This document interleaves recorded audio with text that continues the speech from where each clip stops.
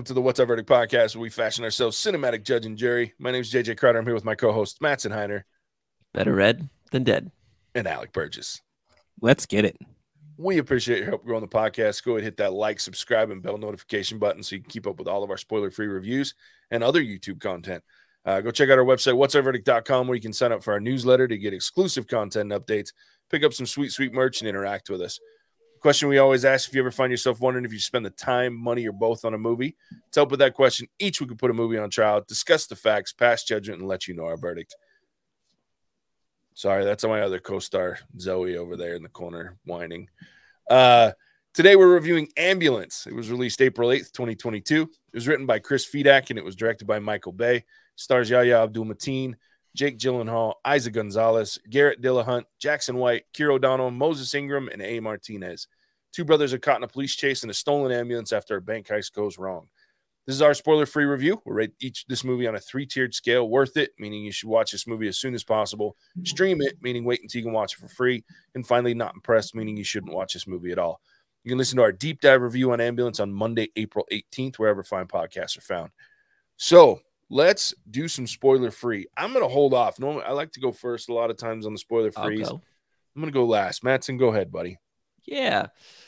You know, especially after the one we just recorded, in my head, I was like, oh, this is like a solid stream it. And I was like, maybe not solid, but it's a stream it for sure. Like, you think about everything you find at Netflix and Hulu. I mean, Amazon Prime to HBO Max. Like, gosh, guys, we're just going back in time to having too many places to watch things. But wherever this does end up, you could definitely, I think you can stream it. This movie was not exactly what I was expecting it to be. When I saw the previews for this, which I saw a lot. You guys have heard me even talk on other podcasts about how I wasn't looking forward to watching this because I felt like I'd seen everything. Because, man, this movie, I felt like it was in previews for 6 months or something crazy like that. But I will say it was funnier than I thought it was going to be. I was not expecting the interjection of humor at various spots, which was it good for the movie at all times? Probably not, but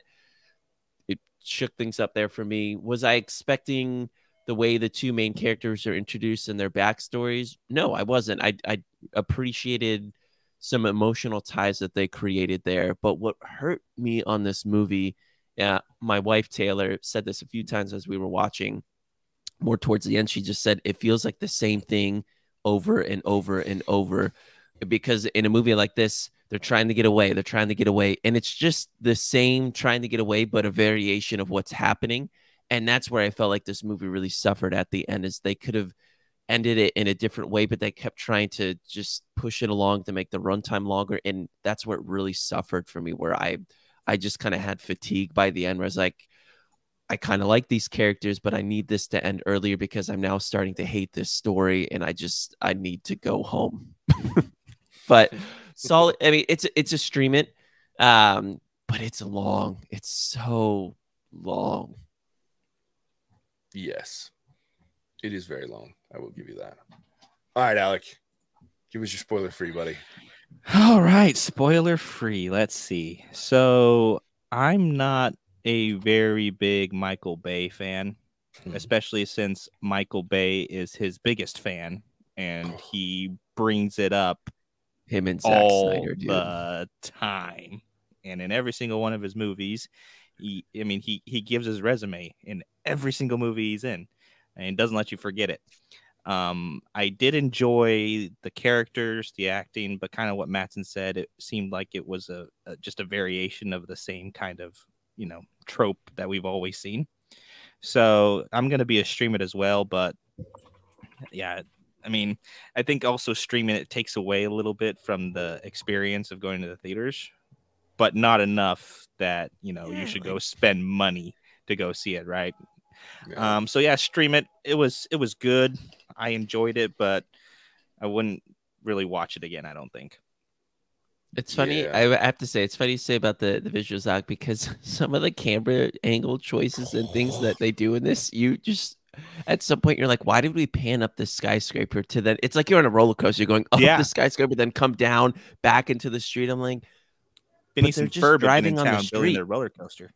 Yeah, and I'm like, in Transformers, that could work because they're flying around, they're jumping around. You could do that, but in this, I'm like, it's just an ambulance on the road. You can just give me the standard car scene chase. It's fine. I felt like at times, I'm a huge sports fan, and sometimes these like CBS or ESPN or whatever, they try a new camera angle and what you're not used to, and you're like, can we just go back to the angle that I always see this in? Because you know why we always see in that angle? Because it's meant to be that way, so don't mess it up. Yeah. So yeah, I'm with you guys. Look, JJ's at a loss for words. It's because it's spoiler free, and I want to jump in and just shit all over this movie in so many ways. But here's the thing: is it's not as bad as look. I hate Michael Bay because he makes the same fucking movie with different characters. And he always has to use these weird shots, like so you're talking about, and he reuses his shit. So we're gonna have Michael Bay movies with these stupid drone camera shots for the next 5 years, until he comes up with something new to make it look weird. Because he's also the guy that from Bad Boys on, he had that panning circle camera around his main character standing up at some point. Like, fuck, I hate it. Just be original, my friend, instead of just reusing the same shit. And if you used one more damn freaking drone camera up and down a damn building that made no sense to the movie, like I was going to lose my mind.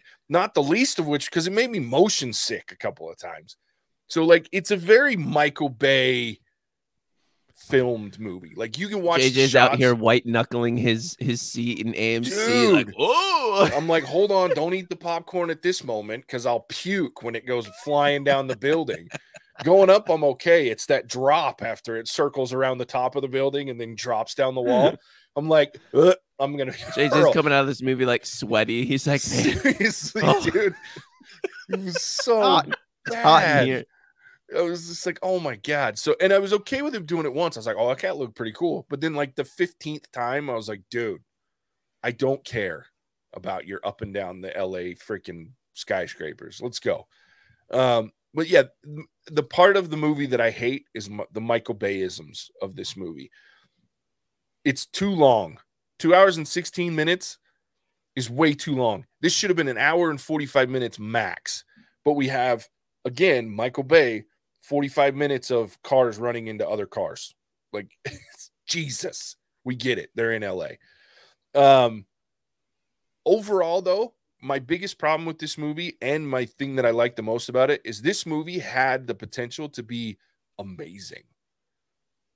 And the writer, Chris Fedak, like he's written some of my favorite television shows. And you talked about the humor, Mattson, and that's one of his things is he's very good at injecting almost feels natural humor into places that it probably wouldn't normally fit. He's very good at that. He wrote TV shows, The Prodigal Son being one of the most recent. I don't know if you ever watched any of that. It's a great TV show. Chuck, he wrote for the TV show Chuck, which is Prodigal Son was good. The first season was good. Oh, so good. And then for Deception, he wrote for Legends of Tomorrow, a show called Forever. But he wrote for a lot of these shows that have, in my opinion, some of the greatest writing for TV shows. And there are a lot of action comedy kind of things. So I was really excited when I saw Chris Fedak was the writer because I think he's done some great stuff. I think it's his first time diving into movies. He's usually a TV guy, but so I was excited. But I think, and I'll talk a lot about this in the deep dive review, because there's so many things that I wanted to see more of in this movie. That because it was Michael Bay, and that's very judgmental of me to say, but I feel like Michael Bay is the reason this movie wasn't as good as it could have been. So with that, I'm also going to give it a stream it because what was good in this movie was really good. What was bad really annoyed me. And I think that's the difference between we reviewed Morbius, and what was bad in that movie was bad. It didn't just annoy me. It was bad. What's bad in this one mostly just annoyed me. And that's a very big difference between a decent movie and a bad movie, because I was just annoyed for most of it.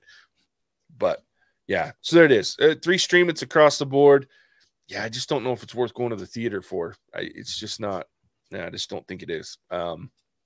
With that, yeah, next week we'll be reviewing.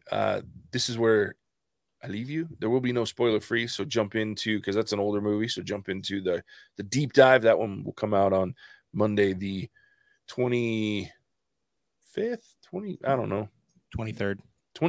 There you go. Glad you it is the 25th.